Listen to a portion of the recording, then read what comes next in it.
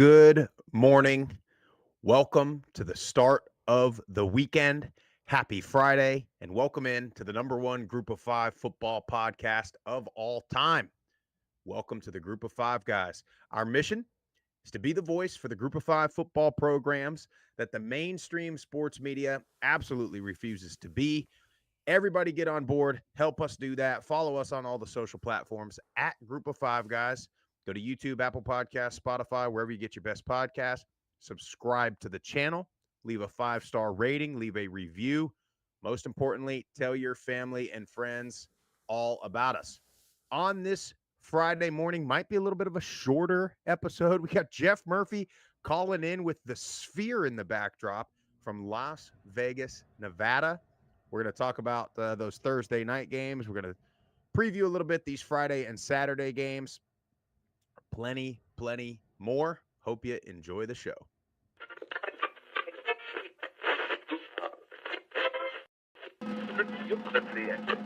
Have you had it from somebody born and raised in Lafayette, Louisiana, at a tailgate? Doubt it. I said Michael Pratt has got to show up and play, and boy did he.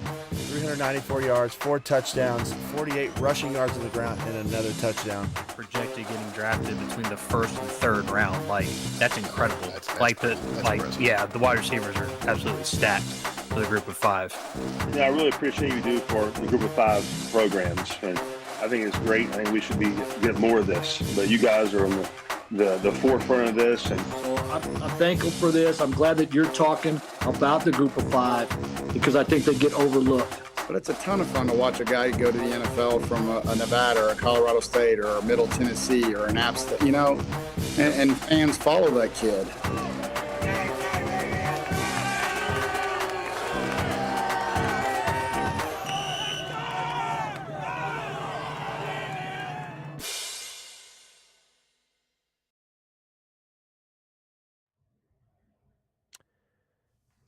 Jeff Murphy, good morning, or should I say good evening, good night to you. I mean, are you tying one on or what? I'm going to be honest with you, Sprouse. It's a little past 3 a.m. here in Las Vegas. Jeez. I have not gone to sleep, but hey, I'm up $300 on the craps table tonight. Things have been That's going fantastic. good, and I'm hoping, fingers crossed, not sure what their plan is, but could be joined by our good friend Tyler Tipton here in a little bit. So we'll just see how that story goes. But as you can see, Sphere is behind me, and it's been a good night so far. And what a great night of college football. I mean, Well, I was going to say, top to bottom. I am looking at myself in the thing here. I got bags under my eyes. I don't know who's in a better spot. You just staying up all night at the casino, or me trying to stay up and watching freaking San Jose State on True TV last night. But tell us, first of all, big time backdrop. You got the Sphere back there. It's kind of hard to see if you're watching on the screen, but I mean, what a view from the hotel room. Well, how far up are you? What? I'm on the 15th floor. 15th So I got a floor. perfect shot to the Sphere, and believe it or not, I'm really not that far from UNLV. Fertitta Complex. I mean, I feel like I need to go over there. I was almost tempted to go over there and shoot in front of the facility and just sit outside, like It's one of the 3 o'clock vagrants in you the see morning. on the Vegas Strip. But Yeah. with this background, I couldn't pass it up, and it's easy. I'm in the room, so. Well, and now, so you got there yesterday afternoon, or I guess evening. Watched some ball. I'm sure you went to the casinos already. How is it looking? Do we need to tail you on any bets this weekend? Well, I got to look into these lines, obviously, a little bit more, right? But no, we got in. We landed at about 8:45. I guess you can call it West Coast Pacific time. And got into the hotel, checked in, met up with the rest of the crew, and man, just been going strong. And there are some bets that I really do like this weekend. And we can get into those a little bit later when we preview some of these games. But definitely going to put some tickets in at the sports book tomorrow, 100%. The rest of the crew gets in tomorrow as well. So fired up for just the entire weekend of college football, being in Vegas, and really can't beat it, man, to be honest, other than being in Statesboro, Georgia. that might be the Well, yeah. the next best place to be. Yeah, States Vegas. That's where I will be, of course, tomorrow. Now, I just want to say, though, Jeff, I appreciate and thank you for your dedication and your drive for the group of five. I mean, my man is in Vegas at 3 a.m. We've all seen The Hangover. You know, he could have a tiger in his room at this point. He could have all kind of stuff going on, but he's right here with us, hanging out, talking group of five football. I mean, I appreciate you. I don't know if I would do the same. Well, I mean, well, but you 3 know, a.m. You know, Sprouse, that is late hours for me now. well, you know, Sprouse, some people just really care about this thing that we've been working on for the last couple of years, and you know, some people are dedicated, some people aren't, and you know, this is like Christmas come early. It's football season.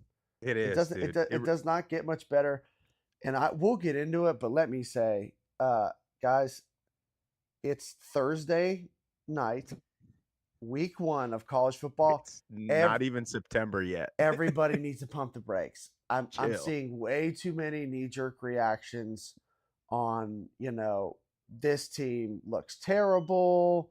You know, they were supposed to beat this team. You know, we belong in a different conference. I'm like, hold the phone here. Like, let's Yeah. chill out. Let's relax. And, you know, there's a whole lot of football left to be played this season.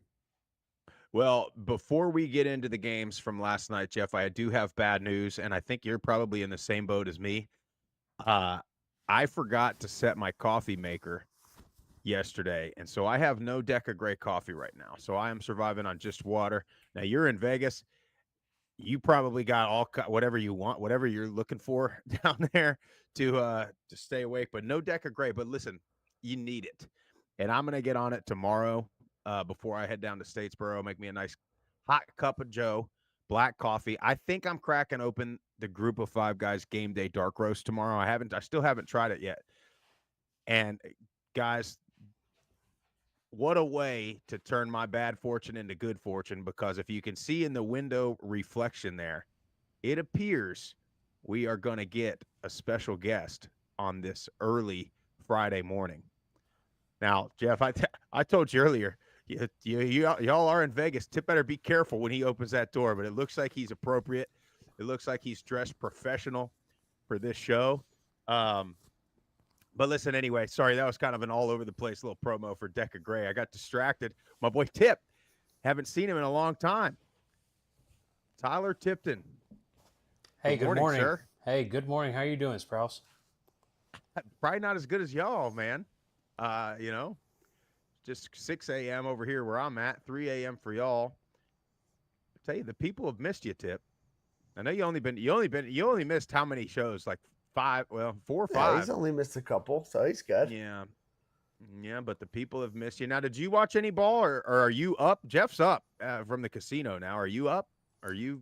I'm currently not Oh, up, no. no, but Oh boy. what happened was, so my mindset going into this weekend was I was just going to stay on the blackjacks table because that's what I feel most comfortable with, but quickly realized that the cards just weren't going my way early on the blackjack table. And I was watching these guys play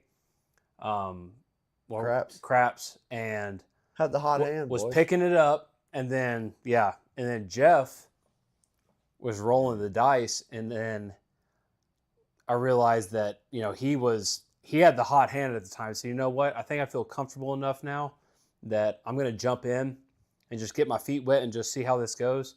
And so I got back up a little bit more, but I'm still down, but I'm up. We're climbing. Yeah. We're climbing. climbing. Trending. We're climbing. You're back Trending into up. it. Yeah. Trending up. Well, yes. I'd say that's the worst part about gambling. Now, I've never been to Vegas, but of course I've done New Orleans and Tunica and all those things. I don't know how to play craps. And people that are like gamblers that go, they think there's all these rules, right? Like even something as simple as blackjack, right? And if you go in at the table and you've never like really, really played before, and they get all mad if you make the wrong mathematical pick because they've read some book on gambling. And it's like, look, dude, if the book was right, everybody would win. you assholes. You know what I mean? And everybody loses. That's why there's so much money out there in Vegas. That's why all these casinos got all this money, which is why UNLV is in such a damn good NIL spot.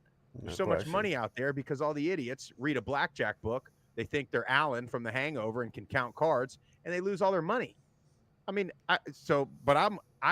craps is very intimidating. If you never, like, I don't even know where to start, and I wouldn't know where to start. So I normally stick to blackjack myself. I was saying the same thing, Sprouse, and I was super conservative with what I was doing on the craps table. There was a lot of bets going all over the place from everyone. I kept it very conservative, and probably should have done a little bit more, but I was just super nervous with what, because I just wasn't completely sure. There's a lot of different routes you can go in craps. Yeah. That's the thing, and it just takes practice, like anything else. You just got to do it and get into it and figure out what's the best route to go. And I like to hedge my bets on a lot of different things, but you can't go wrong, man. What I love about craps is you're at the table with your boys. Everybody's betting against the casino, high-fiving when everybody wins. Like, it's my favorite college game. Football, man. It 100% is, and that's why I love it so much. The last thing on gambling, when we're talking about craps, and I know both of you guys will remember this, I only think of Zeke in New Orleans when he hit the guy across the table with the dice twice in a row, dude. Oh man, that was a great. You're like, whoa. Great story. Well, the thing is, he did it on purpose because the guy. I know he did. The guy walked up and was being a real tool bag and kind of interrupted the flow of the table. That's a big no-no with me. Don't come to the table and bring bad juju, mess up rolls, mess up the vibe. And this guy just kind of walked up and was trying, like, force his way in a full table. And Zeke goes, watch this. He takes the dice on his first roll. He throws it, hits him square in the chest. And I was like, is he going to get thrown out? He's like, oh my gosh, I'm so sorry. The dice, my hands are sweaty. It slipped. So then next roll, same thing. Freaking just drills him again right in the chest. And I think the guy got the hint after that. But yeah, that was so funny. That was so funny to me. And of course, there, Zeke's got his cowboy hat on. He looks like, he looks like a professional, like, big high stakes gambler in there. But anyway, if you guys are just tuning in, Jeff and Tip are coming in live from Vegas. You can see the sphere in the background. It kind of looks like a planet. It honestly looks like y'all are on the moon. I mean, you might as well be. When you get to Las Vegas, Nevada, let me tell you, you're basically on a different planet. That's the same way I feel when I'm going to Statesboro tomorrow. But look, hey, we had a lot of games. So, a lot of games last night. I tell you, most of the games were FCS opponents, right? I think everybody did what they were supposed to do for the most part, except the almighty Colorado and the almighty North Carolina State teams. Just for those that are tuning in, and I'm going to start. It's not good for me, guys. These morning shows. The one thing that I'm noticing is I always get angry as I start getting angrier and angrier as the times go. It's not good to be mad first thing in the morning, especially on a Friday. But if you go on ESPN or Bleacher Report or Fox or CBS or any major sports network, all you're seeing is highlights of Colorado from yesterday. And listen, they're not very good again. And now North Dakota State, like, don't get me wrong. So there's twofold to this, right? What you're seeing on Twitter is some people saying Colorado sucks. They barely beat a JV team. Well, now pump the brakes on that, because North Dakota State could come into a lot of conferences and contend right now. And I would like to extend an official invite to North Dakota State to go ahead and join the Mountain West or the MAC or Conference USA or any of them. Anybody with the name Dakota can come on down. But the other part of that is there was, I don't know, 10 or 12 games yesterday. And I just tweeted at Robert Griffin III. There's probably 100 teams in FBS that are better than Colorado. Like, legitimately, 100 teams. And again, because RG3 was like, everybody wants Colorado to lose for the wrong reasons. And RG3, of all people, should know, because he used to work for the network that caused this problem. He's like, I'm not rooting against Dion or Travis Hunter. or Shadur, I'm just rooting against seeing 25 highlights of Travis Hunter because they beat North Dakota State by 5. Meanwhile, in Jacksonville, Alabama, Coastal Carolina looks pretty damn good. And meanwhile, down in New Orleans, a fella named Darian Mensah looks pretty damn good. And we don't see anything about that. That's what kills me. And anyway, so it seemed like everybody pretty much did their thing. You know, everybody did what they were supposed to do. Did you guys have? I know you guys are out there, so I'm not like expecting you to have, you know, watched every game or anything like that. But did you guys have any initial reactions of who looked good? I know everybody's going to want to talk about the Coastal and Jack State game, but anything else? I know Jeff, you Central Michigan boy, they look pretty good. I mean, and you hit the nail on the head. You know, every team pretty much that was supposed to dominate their FCS opponent for the most part did. But man, shout out to Joe Labus, man. This kid, I mean, he did absolutely what he needed to do. And Bert Emanuel, you know, wasn't on the depth chart. He's injured. Kid can't stay healthy. I hate it for him because he's such a dynamic player. But, you know, 18 to 24, 342 yards and 3 touchdowns. That's a hell of a day. Transfer from Iowa, just goes in and really takes the reins over there for the Chippewas. And then Miles Bailey, great game, 68 yards, got in the end zone twice. And they dominated the point of attack. That's what you want to see for me. You know, can you be efficient on offense? Can you score? Do you dominate the line of scrimmage? If you do those things in these type of games, then I think you're in a good spot to jump, you know, moving forward at the start of the season. So shout out to him. And you mentioned Darian Mensah. I mean, we talked about it, you know, all this week. You know, we got reports that he was going to get the first go at it for Tulane, and boy, was he everything as advertised. Kid was poised in the pocket, very accurate, you know, was on the move when he needed to. And the defense pitched a shutout. Now, I know it's against Southeast Louisiana, Southeast Louisiana, or whatever they are, but they did what they should have done against this team. A shutout is still a shutout, and that's extremely impressive no matter who you're playing. 100%. And we've been talking about this all offseason, right, guys? It's like here comes the rat poison. We have had this trust in John Summerall. We saw exactly what he did when he came into Troy and completely turned that program around instantly. And we're starting to see the same thing here at Tulane. We know how well his defense is coached. We know how well his defense plays. And we saw it right here, right off the bat in week 1 this year. So here comes the rat poison. Watch out for Tulane this year. Yeah, I don't know if you guys caught any of it. I got to go on the Uptown Update. I did. Live I watched stream it a little bit. as You did a great they job. were watching, just watching the game a little bit and talking about that. And that's exactly what I said, Tip. I said, I trust whatever John Summerall decides, whichever of the 3. If he plays all 3 of them, I don't care. But I mean, you know, he was just efficient, man. And here's the thing: he only had 2 incompletions. But remember now, one was a barely overthrown, probably could have been caught in the end zone by Fleming. And then the other one was a Mario Williams, the one that they reviewed over and over again. So his 2 incompletions, one would have been a touchdown and one would have been about another 20 yards. So, I mean, he was just solid. And then their offense, you know, Mekhi Hughes, their offensive line, everything was just moving forward. And that's what you want out of those games. They started out a little sloppy. They had the roughing the punter, they had some stuff, but then I can see that stuff happening, though, to be honest, right? I mean, this is Week the 1. first game with all these new players in this new system with a new coaching staff in there.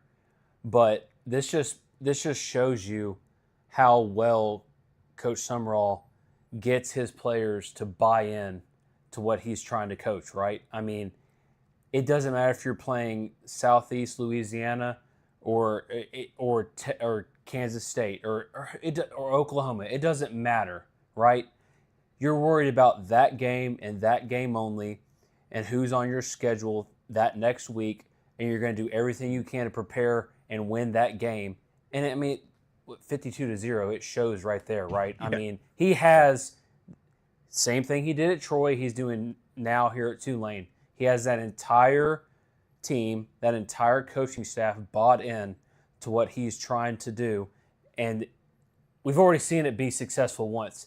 It's gonna happen again, right? Here comes the rat poison. It's gonna happen again, right? This is just how he is, and this is what he does for his teams. And Tulane's going to be great this year. I mean, whatever expectations they had, I think, kind of, middle of the road, maybe a little bit above expectations. He's going to exceed that. Yeah, well, they're going to get tested here quick, so 100%. See, yeah. We'll but he's going to have the guys ready. Yeah. Oh, he'll definitely no have them ready.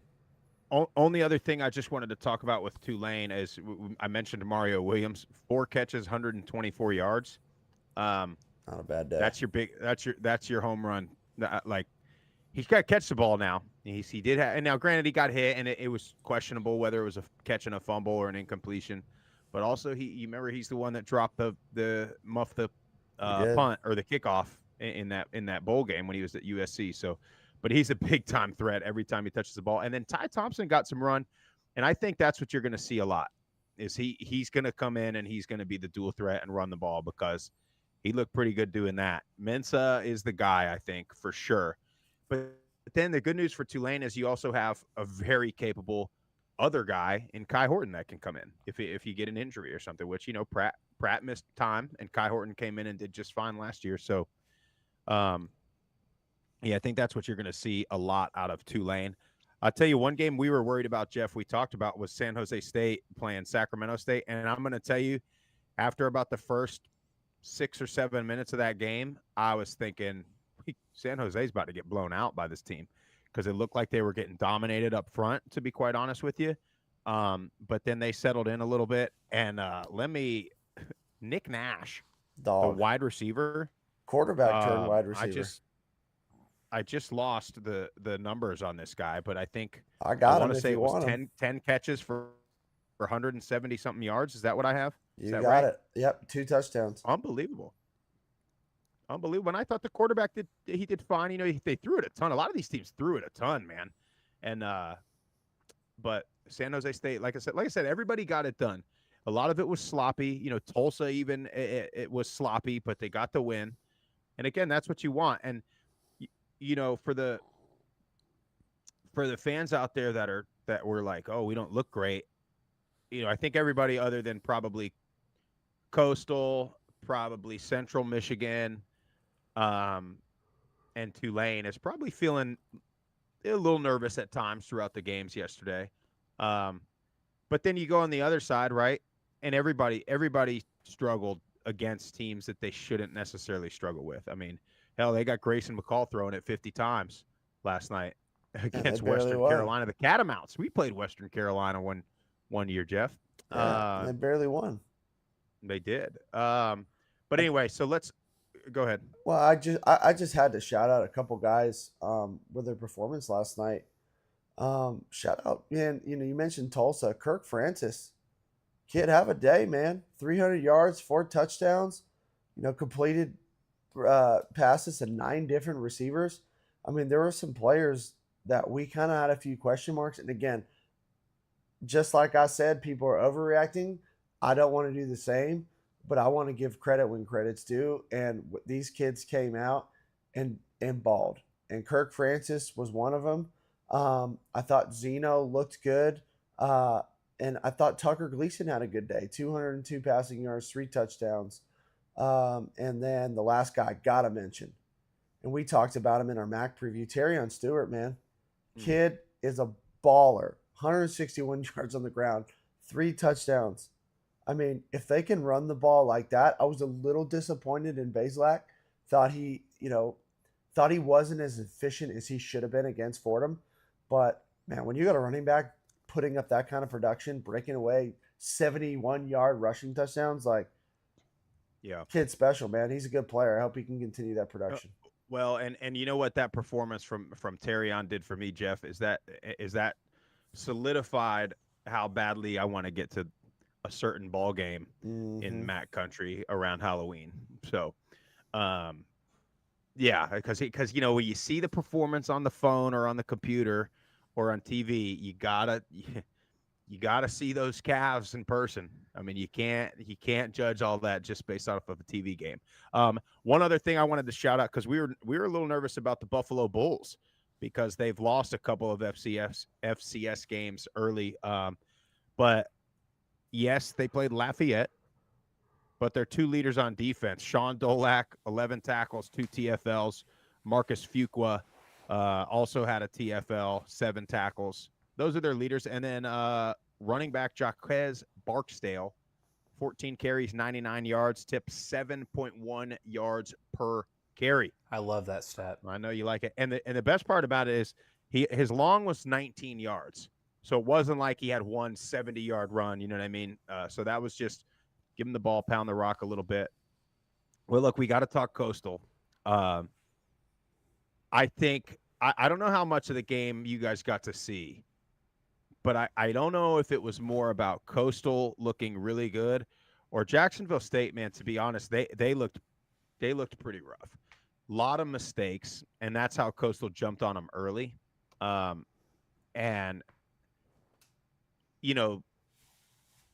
they got a QB battle, but they're one of the situations where it seems like they got two QBs and don't know which one to go because neither of them is performing very well. Now, in both of their defense, they didn't have any time at all. I mean, Huff came in, I think he started that game like 0 of 7, 0 of 8 with no completions, but he's running for his life, man. But some of the decision making from him and Smothers, I mean, errant throws, fumbles, interceptions. I mean, they handed it to Coastal. Coastal didn't have to do much to look great. Yeah, and I watched a little bit on the plane when my internet was halfway decent, and yeah, you got to give credit to Coastal. They came out and was ready to play. They took it to Jacksonville State, and I agree with you. I was disappointed in the ability to throw the football because when you're able, in past years with the Rich Rod's offense, like you're able to run the ball and be effective. So you should be able to have matchups on the outside that you can go to. But both of those kids just did not show me the ability to really push the ball downfield and to be accurate. And that's a problem. So now, again, like I said, and I tweeted this out, let's not overreact off of week 1, Thursday night of the season. Yeah. Like, you better believe that they're going to improve by next week. Is it going to be an improvement enough to beat Louisville? Probably not. I don't know. That's a tough ask. But they're going to get better, and they'll be better when conference starts. And, I love the Liberty faithful, and they've been good to us. But I got to say, tonight I was a little, frustrated with the reaction that they were kind of putting out. And I don't want to cast all of them, but that they were putting out on social media. And I get it.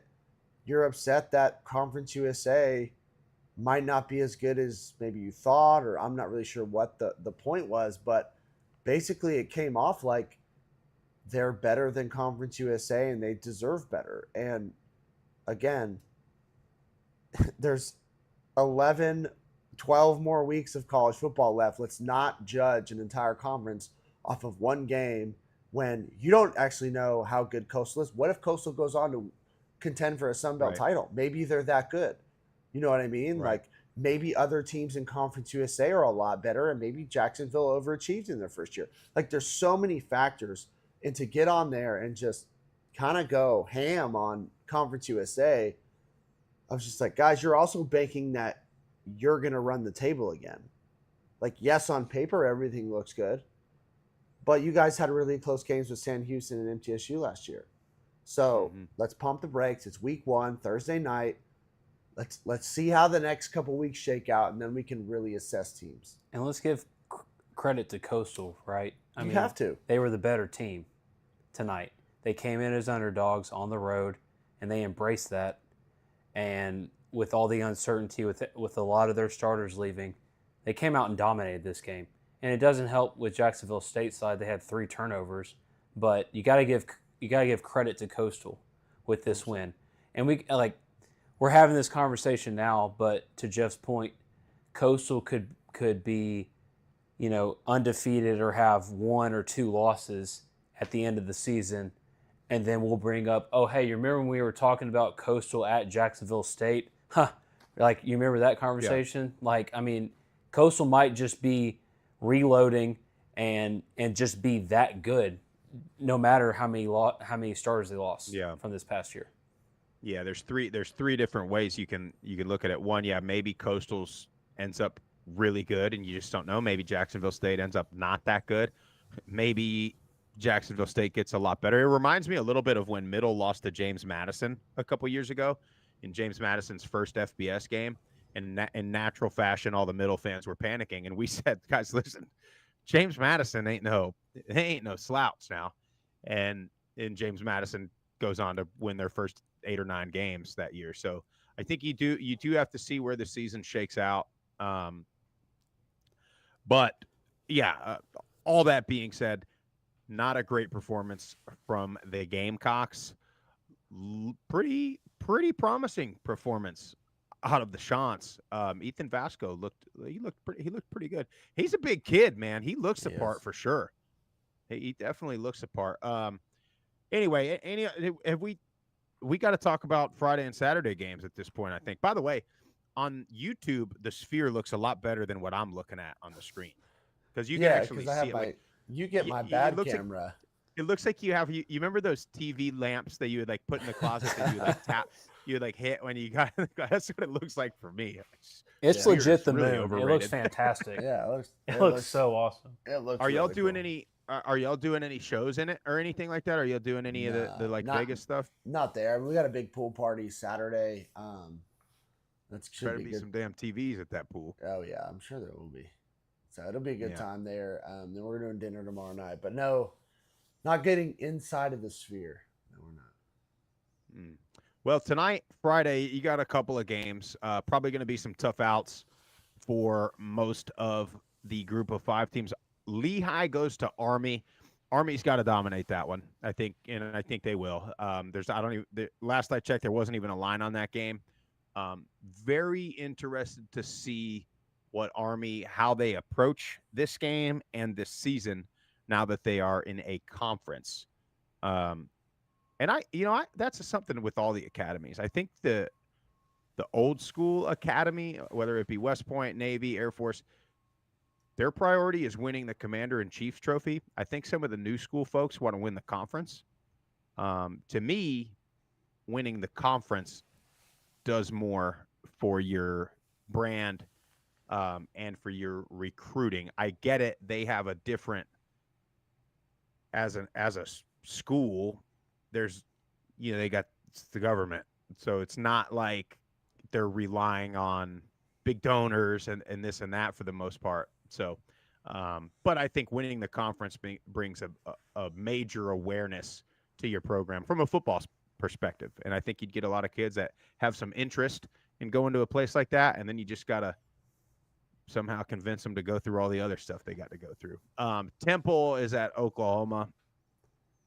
The main reason not to disregard Temple here, I want to see how good Oklahoma is, because I'm thinking about Tulane here. Yeah, I think Temple, they're in a rough spot, man. I think that they don't have a lot of talent on either side of the ball. Not enough to really compete with Oklahoma. Oklahoma is supposed to be one of the top teams in the SEC this year. So yeah, I'm in the same boat. And EJ Warner goes to Rice. You lose really the top bit of offense you had a year ago that was allowing you to compete with teams. So you're 43-point dogs. That's a large line, but I'm gonna be honest. I feel like Oklahoma covers that. I do. Yeah, 49-0 kind of a game. FAU going to Michigan State. FAU been very inconsistent over the last couple of years. I've got 12.5-point dogs for FAU. Michigan State is in a bit of rebuild mode. I think 12.5 is a little low, though, to be frank. Yeah, I think it should be a little bit higher. I want to see Cam Fancher. He's got to protect the ball and make plays if they want to have a shot to win this game. FAU's offensive line worries me a bit. Are they going to be able to protect long enough for him to make some throws?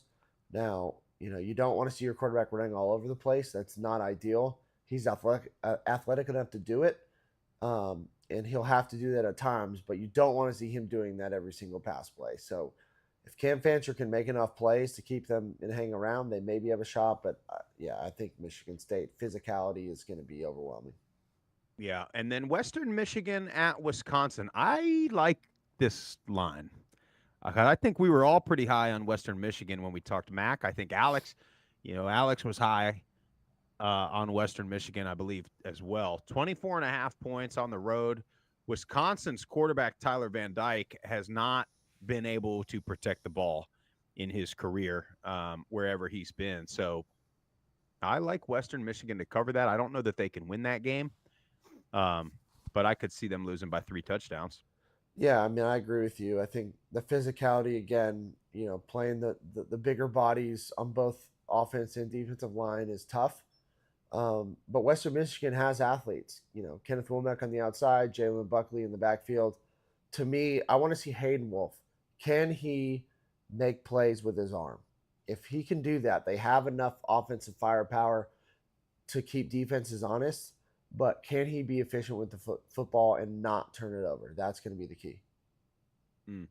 Well, look, let's roll through these Saturday games, and then I'm going to let y'all get to bed so y'all can get some rest, and I get to go to work. So very exciting stuff here. I got to say, I am both of y'all. I'm so proud because Tip, now guys, if you don't know this, Tip is the night owl of the bunch here. Jeff and I are more like we get up in the morning 5. It's kind of fine for us. So Jeff, I'm very impressed with that he's still up. Tip, I mean, you can just look at him. He's just like, where are we going next? I don't know. There was a local jam band on the way back over here, and he was. The other question I was going to ask is, what's the temperature on the thermostat set in that place? Well, that's on 67, but let me tell you, it's hot. I don't care what they say. They say it's a dry heat in Vegas. Forget about it, dude. 105 is 105. It is so hot here. It's hot. Even at nighttime, it's hot. Really? Yeah. Well, warm. that's why they play in the dome.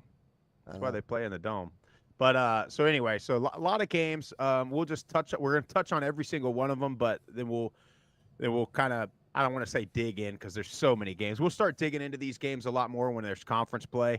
And to be honest, when we actually know what we're looking for, these week 1 games, you just have absolutely no idea. You think you have a player that was good last year, you think they're going to be good again, they might not be.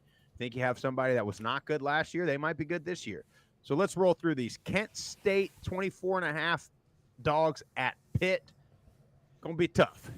Kent State is just they'll get there. I think they're another year or 2 away from even competing in the MAC. Bucknell at Navy. Same thing with Army, right? Navy's got to handle that game and get ready for conference play. Akron, 50-point dogs at Ohio State how about this though, with an over/under of 57.5. So basically they're telling you that game is going to be 57 or 60-3. Yeah, is what they're predicting. They're thinking Ohio State's going to hang 60 on them, which they might. Ohio State is a lot of people's pick to win it all this year. They took a lot of top players from a lot of top teams in the portal. Shout out. So we shall see. Daniel Bremer in the chat said he's taking Akron to cover that game. So I wish you Godspeed, Daniel. I hope you win that. Those are like the toughest because you're going to be sweating all game long. You know what I mean? Like it's not like, I mean, you're just going to be hoping that Ohio State doesn't. It's a race. It's basically a race to that 57 mark. Yeah. And that's tough, man. I mean, maybe I'll tell you which one I would take. Colorado State 32.5 at Texas, and I don't think they're going to beat Texas, but I think this is a game that's a 56-35 or 56-28 kind of game where Colorado State ought to be able to score, because I don't care who you are. I don't think you can cover Torrey Horton, and I think Fowler Nicolosi is out to prove some things. So I like Colorado State to cover that, and I also think I like the over on that game. Yeah, no, I agree with you. I think the over is definitely in play. It's going to be hard to shut down BFN. I know it's Texas, and you're going to get a good barometer on how good Texas is too. But Colorado State's got weapons, man. And in the back end, their strength of their defense is their secondary. Those two hard-hitting safeties, I mean, I know Sark is a good coach. He's a good offensive mind, but Matt Mummy ain't no schlub, man. He knows what he's doing too, and he's gonna be able to put the ball, put some yards up, put some points up. So I hope Colorado State has a good showing. This is a tough one too from a betting standpoint, because if Texas does get ahead early and we're going into the second half, you could have Colorado State pull their starters so that they don't get hurt, and then that 32.5 point spread comes into question, you know. But you just hope that Colorado State's offense does what they've done, you know, in recent years, whereas we know they can score points, right? So you hope that they can keep it close. And I think playing a team like Texas in week 1, where there's going to be mistakes that happen, and they're probably going to happen with both teams, right? But when Texas makes those mistakes, Colorado State has to capitalize on those mistakes and keep this game close. But I do like Colorado State to cover in this game. Yeah, and we talk about this all the time. What you can't have for Colorado State, and this is one of the things that happens sometimes with an air raid style offense, is you can't let Texas march down the field and score on a methodical drive, 7-8 play drive, and then go 3 and out on 3 pass plays that take 12 seconds off the clock and give it right back to Texas and put your defense back out there. That's what you can't have, especially because we know Texas is going to try to just overwhelm them with size and physicality. So FIU at Indiana. I want to see, can Kejuan Jenkins just be smart with the football? Now, if he gets out there running around a little bit, I think he's going to be – he could create some problems now for Indiana. But the other part of this is who's going to be the first team to quiet Curt Cignetti? That's the main thing. I think you're going to have some James Madison fans interested in this game. I believe it's on Big Ten Network. But I want to see, can Jenkins be smart with the football? Can FIU just be consistent this year? 20-point dogs, that's tough. I don't quite trust them yet, but we'll see. And Indiana, you don't know. I mean, look, Cignetti, for as much as we talk bad about him, the guy's a hell of a football coach. So we'll see, can he rebuild Indiana? UTEP going to Nebraska. I feel like Jeff kind of likes this one a little bit. I know we've got a chance to talk to Scotty Walden. Energy through the roof. Nebraska's quarterback's already telling the fans to buckle up because it's going to be a ride. I don't know, probably a ride to 7-5. But Be what's careful. UTEP going to do? Be careful, Sprouse. You're going to get all types of Nebraska fans in your mentions like I did earlier when I tweeted that video. Just like, all I'm saying is Nebraska better not overlook UTEP because they're going to be better. Scotty Walden's a good coach. He's gotten good pieces in the portal. All I'm saying is don't overlook him. And you would have thought that I said Nebraska was the worst team in college football. Well, this is a Nebraska team that is it's a P4 team, and they have the same equal shot as all the other P4 teams, and they should be separated, from all the G5 teams. And I didn't say this, and I wanted to. Nebraska hasn't been relevant in over a decade. If it wasn't for Will Compton on Bussin' with the Boys, nobody would talk about Nebraska. I would say 2 decades. Yeah, I mean, to be real. I was going to say, buddy. Close to 2 decades. Yeah. Well, they had a couple 9-4, 9-5 seasons 15 years ago. But it's let's be real. If it wasn't for Corn and Will Compton, nobody would care about Nebraska. So let's not act like you guys are competing year in and year out for a Big Ten championship, because you're not. Well, so Jeff, all I'm saying is don't overlook UTEP. I think they're going to be better. I have to correct you. You forgot to mention the Little League World Series. Very big, product out of Nebraska. Honestly, there's probably more talent coming through the Little League World Oh, Series no. every year than there is at Nebraska, just to be real. Yeah, they're going to rank a kid. Here's going to be a 12-year-old that's a 5-star recruit that they're going to be banking their whole future on. No, listen, hey, Nebraska, though, I will say this. They might have the most loyal fan base in the country. They really might. I think them, maybe Virginia Tech has a pretty loyal base.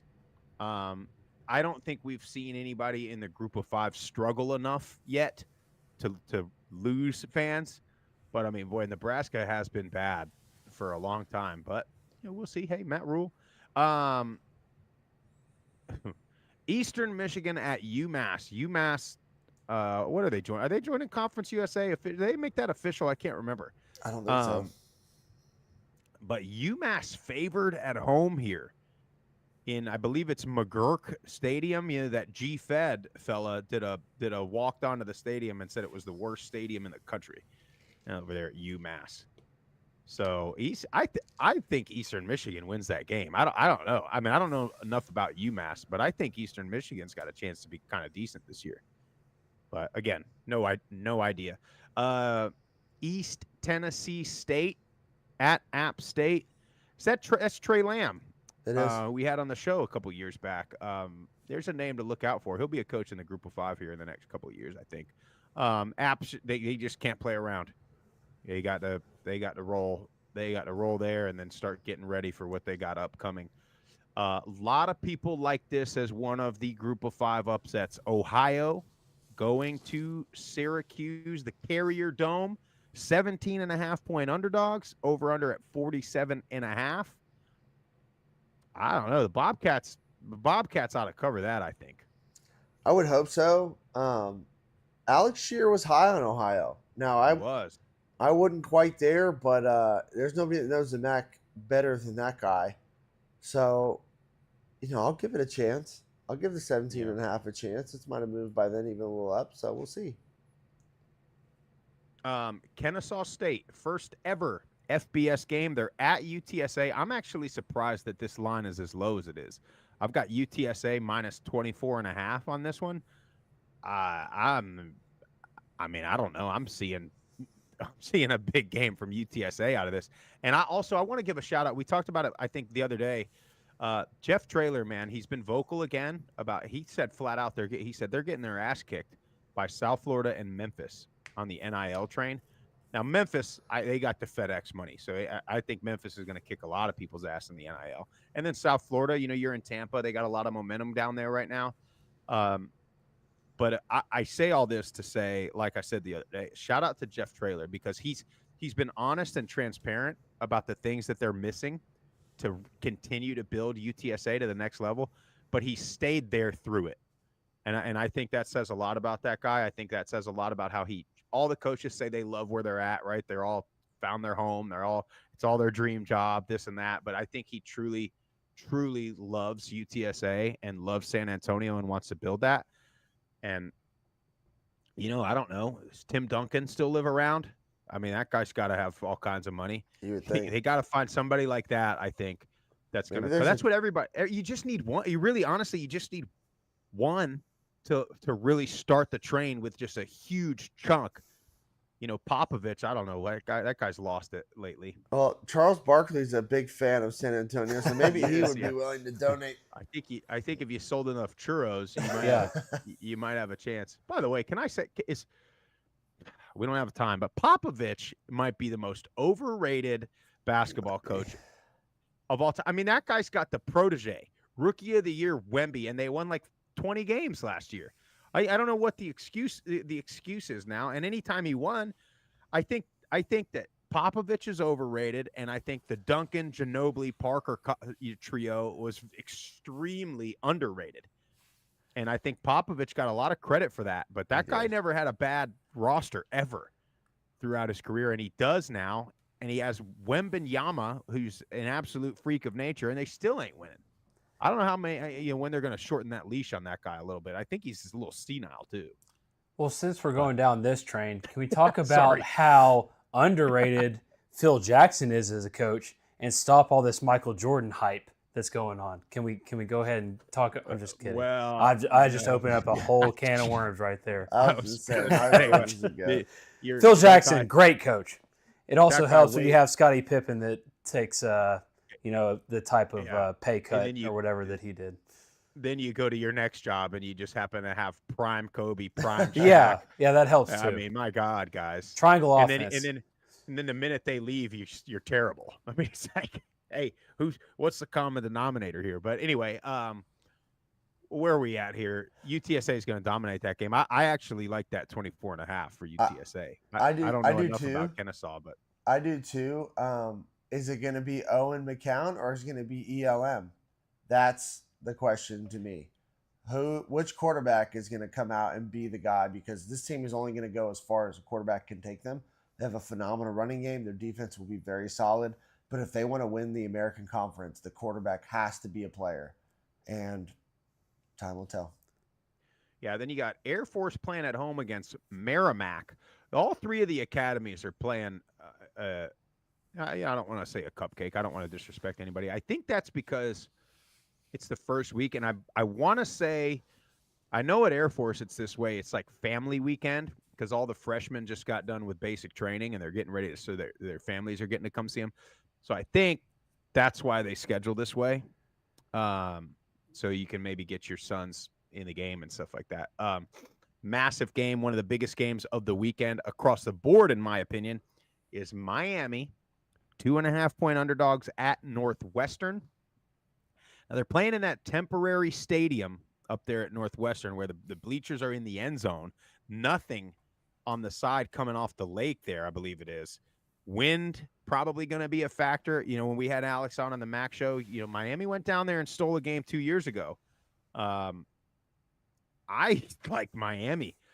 I mean, and I think this is a game. This is a game because Miami also has Notre Dame, and who's the other non-conference that they have? I can't remember who it is. Who is it it? might I not can't be. think of it off the top of my head. But anyway, I think they've got to win this game because they got to split at least if they want to make a run at the playoffs. So I like Miami to come out firing in this game. Give me Miami straight up on this. Yeah, I like Miami as well. I like him so much that it worries me that I like him that much. That's my only concern about it. But yeah, I think they have all the pieces to be able to beat Northwestern.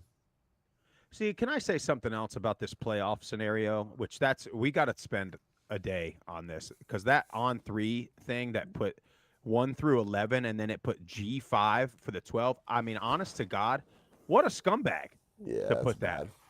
I mean, you can't. Who cares? Like, I get it. It's an auto bid for the G5, but it's not the G5 spot. It's that spot is the 12, and the G5 might be the 11. They might be the 10.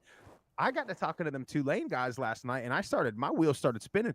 I think you actually do have a pretty good chance at the group of 5 being the 4, the 3 or the 4, because if you get a Big 12 champion whose biggest win is an abysmal Colorado team, a Kansas State, especially, that was our scenario we were talking about. If Tulane beats Kansas State, and Kansas State wins the Big 12, and Tulane wins the American, how can you put Kansas State above them? Now, and I was telling those guys, if you have an Oklahoma, if Tulane were to beat Oklahoma, and then Oklahoma were to win the SEC, I would understand the argument there of Oklahoma. If they were to win the SEC, that means theoretically they would have wins against Texas, Alabama, Georgia. I'm fine with that, actually. I'm actually okay with that.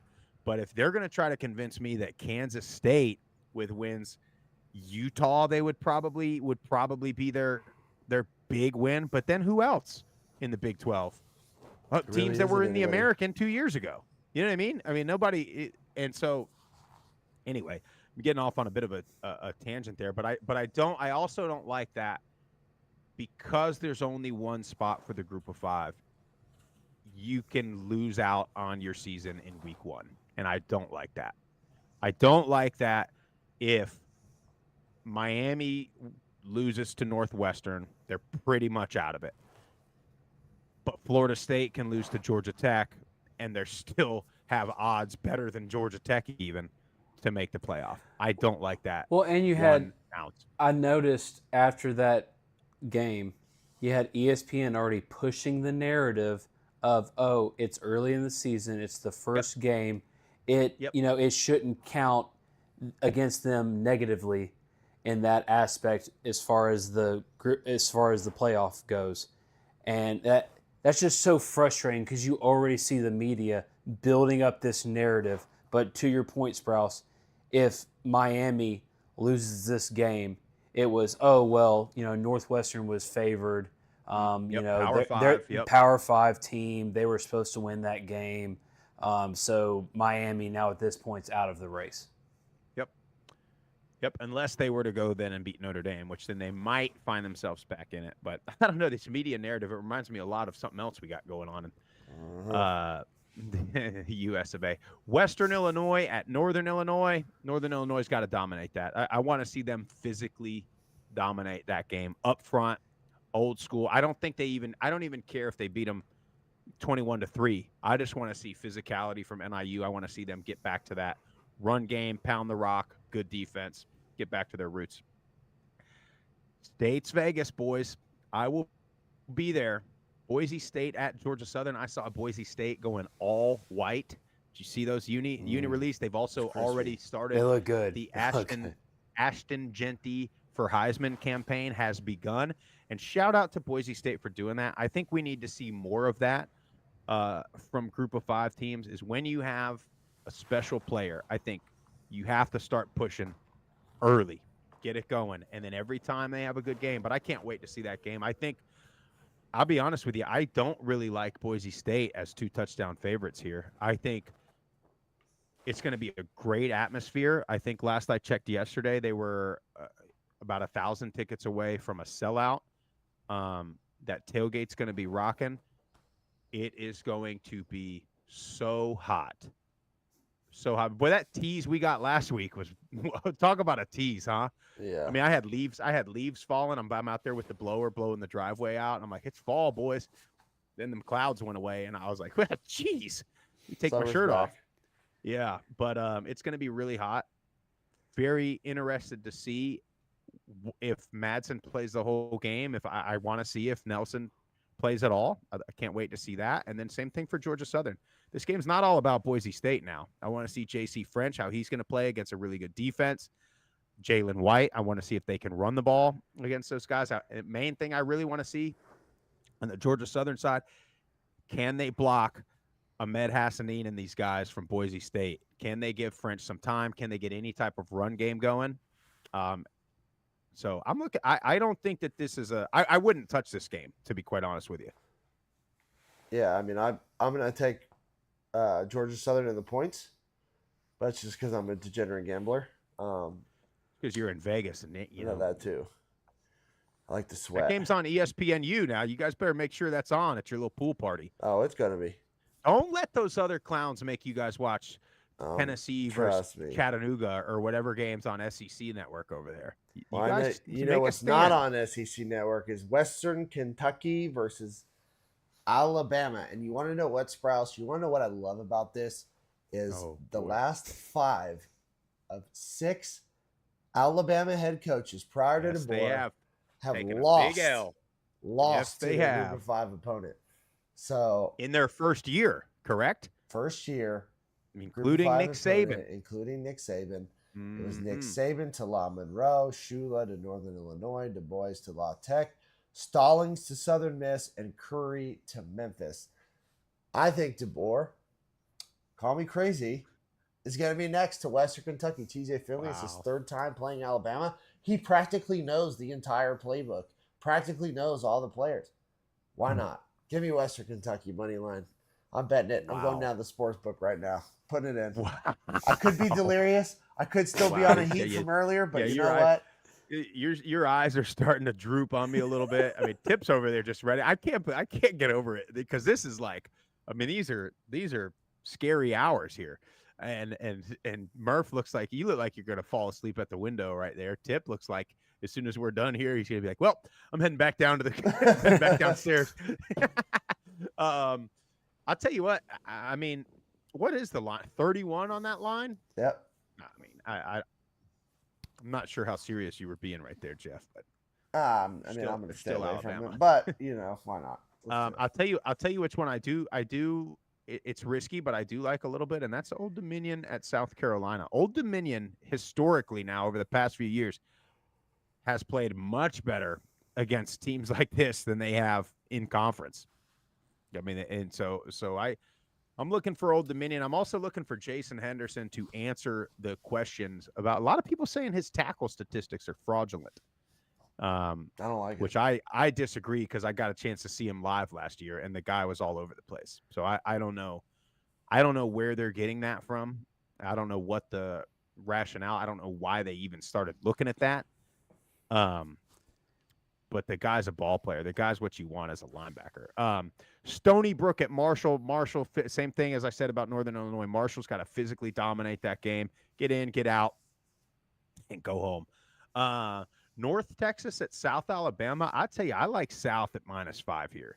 I think, I've been seeing a little bit on Twitter from QB Spotlight and some of those QB guys. Gio Lopez now is one of these ones that I think by the end of the year, all the Sun Belt fans are going to be talking about. He's going to give a lot of teams fits. We got to roll through these here. I know we got a couple of voicemails. Campbell at Liberty, Should right? roll. ECU, Norfolk State. You got to take ECU. You want to see them get out on a good thing. You already talked about Western. Central Arkansas at Arkansas State. Only 2 touchdown favorites for the Red Wolves. Seems a little low to me. Central does. Arkansas is a good team, but if Jalen Rayner and the guys returning on offense are supposed to be as good as we think, they should cover 13.5. Need to see more consistency, though, from Arkansas State. We saw it last year. They put up 60, 70 points, but then the next week only score one or two touchdowns. So they need to take care of business against Arkansas State. The 2 touchdown favorite is a little concerning, but again, this is week 1. I don't think really anyone knows what's going to happen in these games. That's right. But want to see more consistency. I want to see a more consistent offense. Series after series from Arkansas State. In the chat, Jim Cowart just said only 100 tickets left down there in Statesboro. There we go. We're gonna get a little sellout. It's going to sell out. You better stay for the game, the whole game, after halftime, all of that stuff. Bethune-Cookman at South Florida. Need to see South Florida get out and roll. Let me tell you, they can't slip up in any of these kind of games because their first 5 or 6 are tough. So you've got to win and dominate the ones you're supposed to, and honestly, you got to pull your starters, in my opinion. You got to get that game over with by halftime and get some other people in. To me, this should have been this is a massive game. UNLV at Houston. Houston's, what I have is a 1.5 favorite. Houston is. They had one of the worst defenses in the country last year. 108th overall team defense from Houston last year. I think Coach Marion, that go-go offense, I think tips guy Matt Sluka, although they haven't named him the starter yet, have they? No, they have He's not. gotta be. They're not if going he's to. I not don't the think. guy, I'm going to be so upset because means we've been pumping him up, but that means one of them other guys is the truth. That's right. But I think Brennan Marion and that offense is going to dice up Houston. I don't. I did too. I think Houston's offense is their strong point, and with the way that I know UNLV can score fast, but if they can pound the rock like they did last year, they're going to keep that offense off the field. They're going to tire out Houston's defense. Give me the Rebels, dude. Yeah, I like it. Blue Raiders by 1 billion versus Tennessee Tech at home. Very excited to watch that game and see how they do. Here's an underrated game for you out in Texas. Sam Houston at Rice. I think 2 teams that are both going to be a lot better than expected. Right now, they've got Rice -10.5. I think closer than that now. Sam Houston, you remember, played every game within about 7 last year. I think both of those teams are going to be better than they were. I think Rice has a chance to compete at the top half of the American. I think Sam Houston has a chance to compete in the top half of Conference USA, maybe even the top 3 or 4 Conference USA. But I do think Rice wins that game close. That over-under is 49.5. I kind of like the under in that game. Yeah. I like Rice's defense, so I kind of like that play. By the way, we got a DM from Luke McCaffrey. He said the Dean Connors train is leaving the station. Get on now. Tried to tell y'all a couple weeks ago. Y'all don't ever want to You listen. did. You were on it. You were on it. Shout out to Luke McCaffrey though, making the 53. Yeah. A lot of guys, a lot of Senior Bowl guys made the 53 man. Yeah, by they the did. way, in the from the group of 5. So very, very fired up about that. Nevada at Troy. So Jeff and I actually talked about this off the air the other day, and I think we've come to agreement. I think Nevada looked pretty good the other night, but I think that's the best that they might look, and I think they may have sort of overachieved in that game. I think Troy handles that game. UNA, hey, Brent Dearman at Memphis.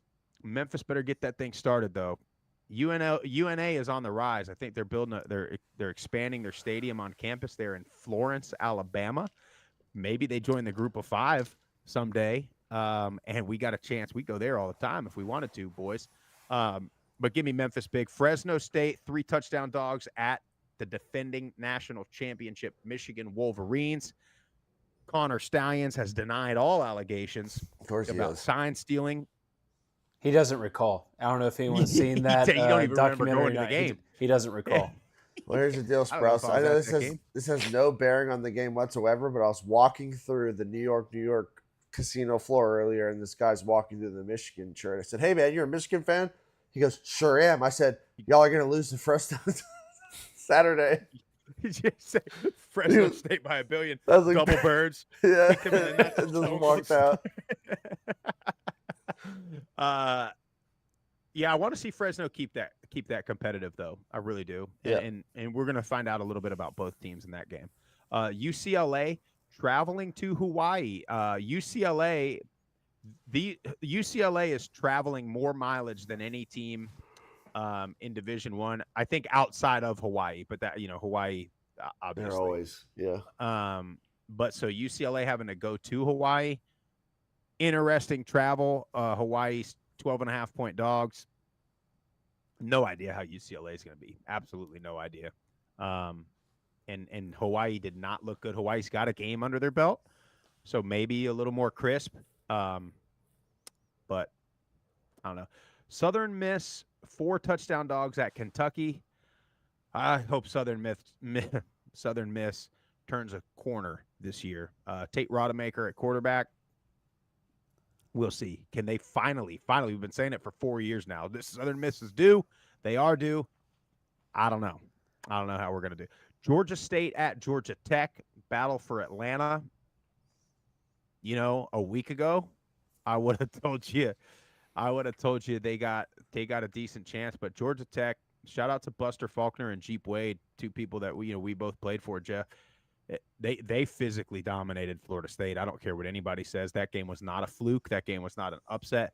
They walked in there with a game plan, and we know from experience they're going to run freaking inside zone and power over and over and over again.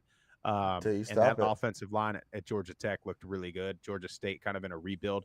A lot of ball games going on in the state of Georgia. I mean, you got that game in Atlanta. You got Clemson and Georgia in Atlanta, and then you got Boise and Georgia Southern and Statesboro. Grambling at Louisiana. Need to see Louisiana dominate that ball game. Nicholls State at La Tech.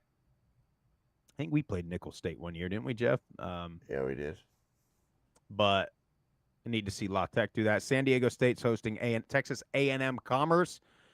To see the Sean Lewis train get rolling there in San Diego. Utah State hosting Robert Morris. Utah State, look, for them, it's time to play ball now. All the offseason stuff, they just get to line up and play some football at this point, and try to enjoy their season the best they can. Lamar going to Texas State. Texas State looking for a big-time environment. You guys save some for us now. We will be down there next week. Save a little bit for us. Southeast Missouri at New Mexico State. Look, SEMO's got a game under their belt. New Mexico State lost a lot. So they've got to come to play. And then New Mexico at Arizona. New Mexico. I just hope that they don't fold completely after their week 0 game. You got James Madison at Charlotte. Love this tell you game. what. Yeah, James Madison -7. Yeah, I love that line. It's climbed up to 8.5 now, but I Still, still hammer it. like James Madison to cover.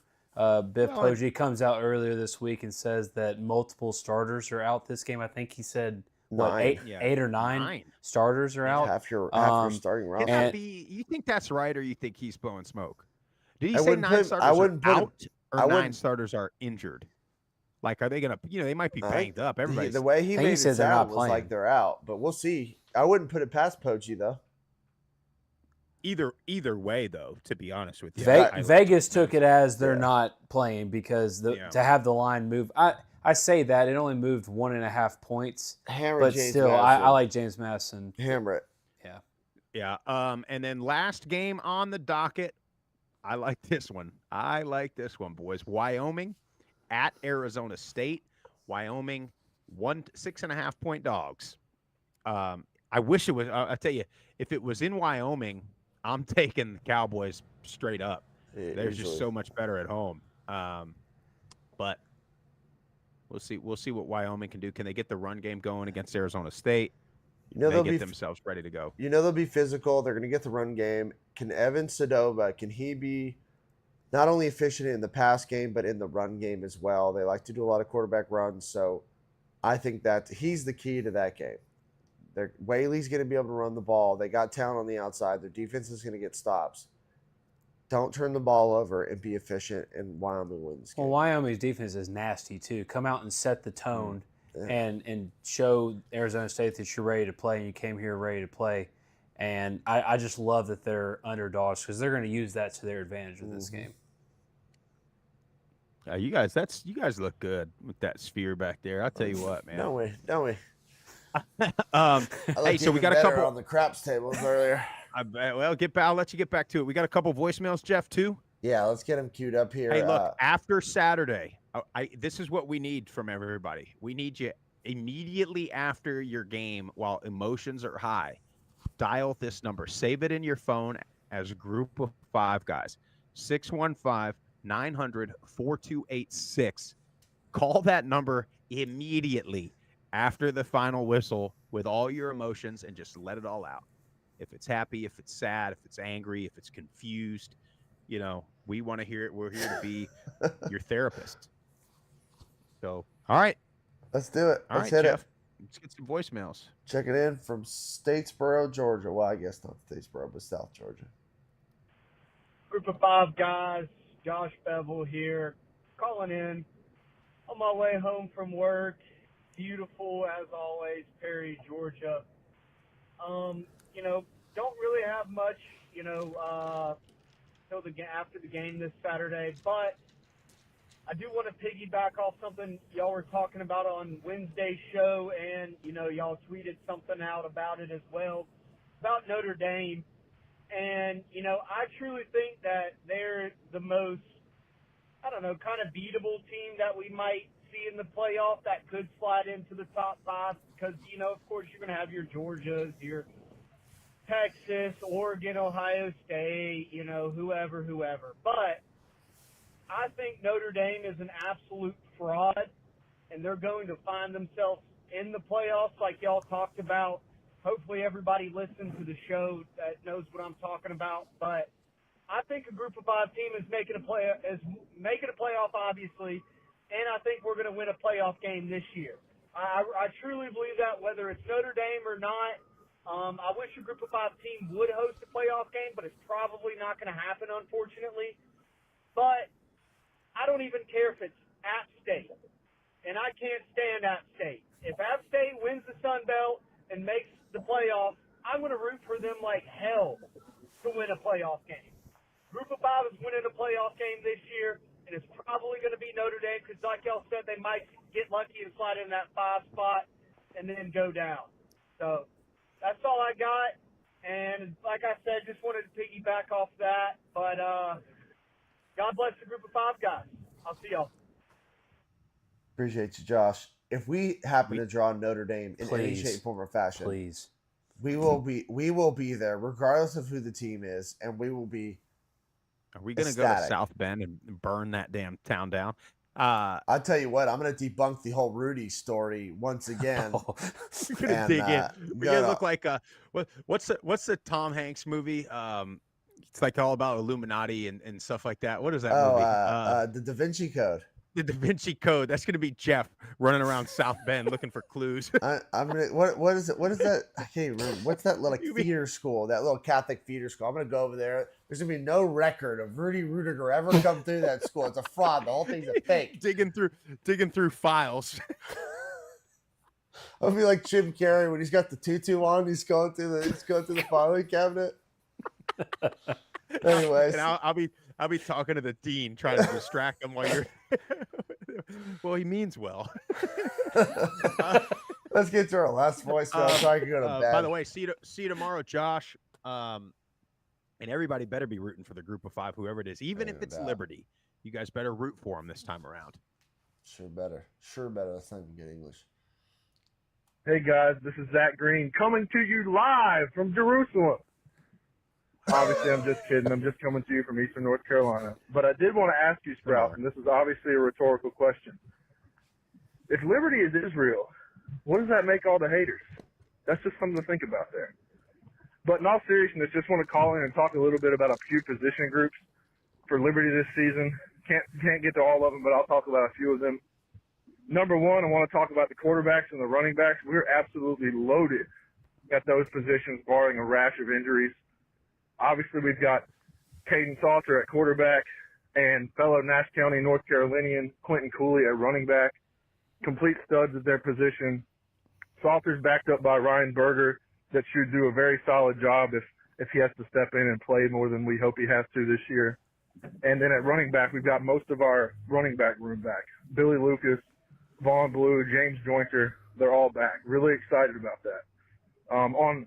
As far as a position of improvement, looking at the D-line, TJ Bush, true freshman last year, I think he started every single game last year at a position that you really want a lot of strength and size, and ideally not wanting to start true freshmen. He started every game, I think. So he should be much improved after a full off-season training regimen. CJ Bazile, if I'm not mistaken, was projected by the media at Conference USA Media Days to win Conference USA Defensive Player of the Year. So that unit that was kind of weak last year at times should be much improved. But a couple of positions of concern would be the O-line. We did lose a few starters from that unit, but I know that Chadwell and Willie Korn can scheme with the best of them, and I know DJ Durkin is an excellent offensive line coach. And we got a lot of good guys that are going to be there. So I'm trusting that is going to be another good position this year. One I'm a little bit more doubtful about is the DBs, though. Lost a lot of guys, and we do have Quentin Reese and Brylan Green, who are excellent players with a lot of experience, but we do have question marks elsewhere in the DB unit. So really excited about this season. Let's go just beat the brakes off of Campbell this weekend. Before I close, though, just want to say, Terry Johnson, thanks for the respect for my team. You know I've got respect for you, and you know I've got respect for those Cajuns that beat us twice very recently. Jeff and Tip, be good this weekend, man. And I just want to close out by telling Sprouse, I hope you enjoy your trip to Statesboro, but try not to gawk too much with your clipboard, okay? That might not be a good look. Anyways, guys, college football is back, baby. Go Flames. Go Conference USA. God bless. I just got to say, Zach is really coming out of his shell. He starting is. to throw some shade. He is. Throw some shots out there. Well, Good for him. and Zach, to answer your question, if Liberty is Israel, then it's only I'm just kidding. I cannot go there. We ought to do a show. Maybe in the off season we'll relate every group of 5 team to a nation and see where we go. I think we'll probably have to leave all of those nations out of it. We'll keep it Western, I guess, to keep it politically correct, I suppose. I tell you what, though, man, and you see the respect now, Terry and Zach. I give us credit for this. I really do. I mean, we have created a community, a respectful community I mean, a little more disrespect would be nice, though. You know what I mean? Like a little more. If you ever listen to Feinbaum and you get those inbreds calling, I mean, they really, I mean, they really just go off the wall with their stuff. But Well, when you're talking the SEC, that's usually what they do. and now you've added that. Did you see the SEC, the ABC, their little song? It's horrible. It didn't make me want any. The CBS one was good. I'll admit that. You get a big 3:30 SEC game on, and they had their little intro song, and it was like, okay, hell yeah, this is a big game. That ABC one from the 90s or whatever that they brought back, yikes. No desire to see that. But anyway, that's all we got. I'm going to let you guys get to sleep. I can see Jeff is really, really dwindling down. Your energy level. I mean, it is. I don't know. You can see the moon. It's right here. Now, I wonder if does that help with your circadian rhythm? You have a moon right there. You know what I mean? Like they say, you could use that red light for the sun and maybe that thing for the moon. But anyway, hey, really do, Jeff and Tip, really appreciate y'all getting on. We could have easily canceled this. It's not that important. It is that damn important because it is week 1. Officially tomorrow, the filet is going to come out on the plate, medium rare. You're going to have the potatoes. You're going to have the asparagus, the Brussels, the whiskey neat. I mean, it is here. The main course has arrived. Week 1, Saturday, starts tomorrow. Hey, thanks guys for listening. We need your help. Thank you everybody for jumping on the live chat there. It was jumping again, man. That's what we were a little nervous about doing these early mornings, is losing a bit of this group of 5 community. But to be quite honest, I think it's gotten better. And we appreciate you guys for hanging out with us early in the morning, 3 days a week. Continue to do that. Make sure you subscribe to the channel, YouTube, Apple Podcasts, Spotify, however you're on this. If you're on Twitter or Facebook, come over to the live YouTube chat when it's live. Follow us on all the socials at Group of 5 guys. Big day. Big day tomorrow. You guys have a great weekend.